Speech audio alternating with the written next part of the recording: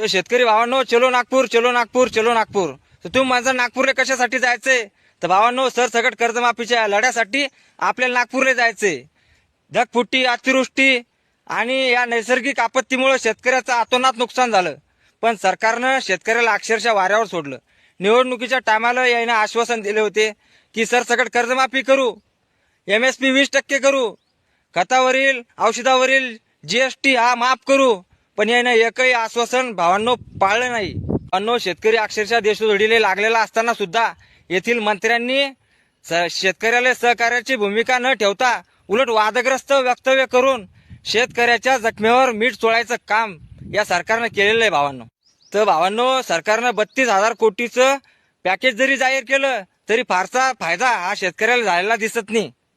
आता शेतकऱ्यांनी सोयाबीन काढली, कापूस काढला, पण जे हमीभाव केंद्र आहे, ज्याला आपण नाफेड म्हणतो, ते अद्यापही कुठं सुरू झालेले दिसत नाही. तर यामुळं काय झालं भावांनो, जे छोटे छोटे कास्तकार आहे त्यानं सोयाबीन काढल्या, कापूस काढला, पण हे नाफेड केंद्र अजून चालू झाले नाही. त्याच्यामुळे बेभाव फरकानं यानं मार्केटले माल विकला आणि या सरकारनं शेतकऱ्यावर अन्याय करायची एकही संधी सोडली नाही. मग या अन्यायाविरोधात फायर ब्रँड नेते, शेतकरी नेते बच्चूभाऊ कडू यानं महाएल्गार पुकारला आहे.